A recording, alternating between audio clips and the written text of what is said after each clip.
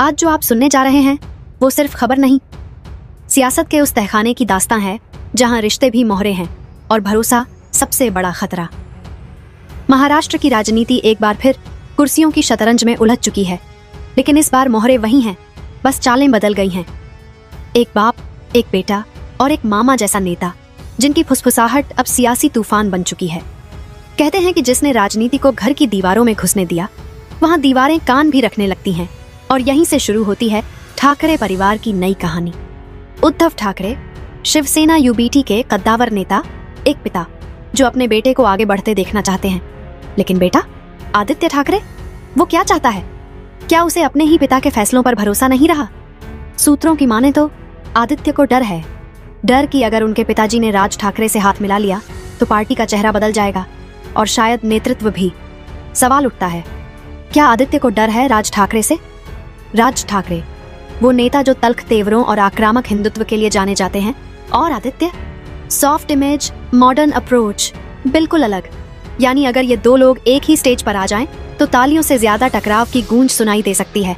लेकिन अब ट्विस्ट ये है कि इस टकराव की चिंगारी कहीं और से फूंकी गई लगती है। नाम है संजय राउत।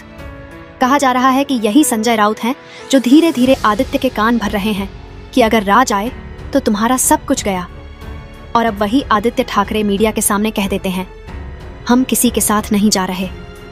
मतलब साफ है, राज ठाकरे को लेकर आदित्य अब बिल्कुल स्पष्ट हैं, और ये स्पष्टता शायद उनके पापा के लिए उलझन बन रही है। तो क्या वाकई बाप बेटे के बीच विचारों की खाई गहरी हो चुकी है? क्या उद्धव ठाकरे का गठबंधन प्रेम बेटे की राजनीतिक असुरक्षा में डूब रहा है? और जो सबसे बड़ा सवाल है, क्या संजय राउत इस पूरे तमाशे के असली रचयिता हैं? अगर ऐसा है तो शिवसेना यूबीटी में आने वाले दिनों में एक बड़ी फूट देखने को मिल सकती है, क्योंकि जब रिश्तों से बड़ा बन जाए राजनीतिक डर तो पार्टी नहीं, परिवार टूटता है। तो अब दर्शक और वोटर दोनों पूछ रहे हैं, क्या ये सिर्फ सत्ता की होड़ है या ठाकरे वंश का कोई छुपा एजेंडा? क्या आदित्य की नाराजगी वाजिब है या फिर उन्हें डर दिखाया गया है? और क्या राज ठाकरे सच में उस शिवसेना की वापसी ला सकते हैं जो आज पहचान ढूंढ रही है? आपका क्या मानना है? क्या ठाकरे परिवार के भीतर कोई सियासी भूकंप आने वाला है, या फिर यह सब एक नई रणनीति का हिस्सा है?